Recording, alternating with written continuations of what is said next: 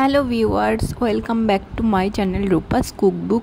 তো চলে এসছে আজকে আবার একটা নতুন ভিডিও নিয়ে। আজকে তোমাদের আমি দারুণ স্বাদের একটা স্ন্যাক্স রেসিপি দেখাবো, যেটা তোমরা ইভিনিংয়ে অবশ্যই ট্রাই করতে পারবে, আর খুবই ইজি রেসিপি।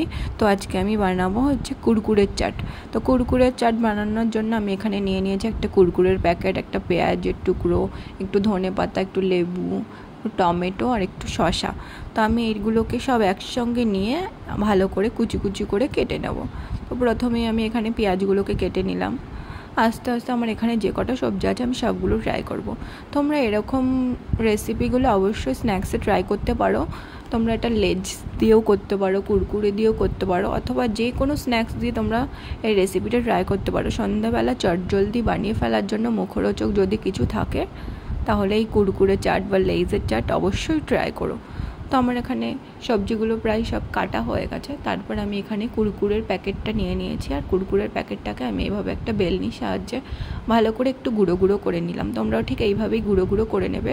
তো তারপরে আমি এখানে একটা বাটি নিয়েছি, আর বাটির মধ্যে আমি কুরকুরের প্যাকেটটা যেটা গুঁড়ো গুঁড়ো করে রেখেছিলাম ওটাই ভালো করে ঢেলে দিলাম।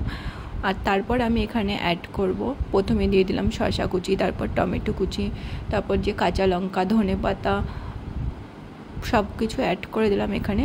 আর সবার শেষে আমি এখানে অ্যাড করব যে লেবুর টুকরোটা আমি কেটেছিলাম, এই পাতিলেবুর রস। পাতিলেবুর রসটা অবশ্যই অ্যাড করবে, এটাকে স্কিপ করবে না, কারণ পাতিলেবুর রসটা যদি তোমরা ইউজ করো তাহলে একটু টক টক ফ্লেভারটা আসবে আর খেতে খুবই সুন্দর লাগবে। তারপর এখানে আমি দিয়ে দিলাম স্বাদ মতো নুন, সামান্য একটু লঙ্কার গুঁড়ো, আর লাস্টে এটা দিয়ে দিলাম চাট মশলার গুঁড়ো।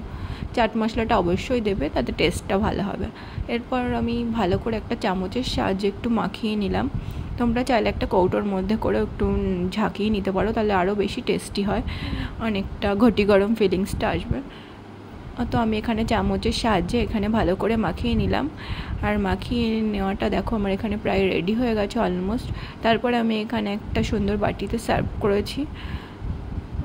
তারপরে আমি এখানে ট্রাই করলাম, এটা খেতে সত্যি অসাধারণ হয়েছিল। তোমরা বাড়িতে অবশ্যই ট্রাই করো। আর কেমন লাগলো এই কুরকুরে চাটের রেসিপিটা আমাকে অবশ্যই কমেন্টে জানিও। Thanks for watching. ভালো লাগলে like, comment and subscribe. Tata.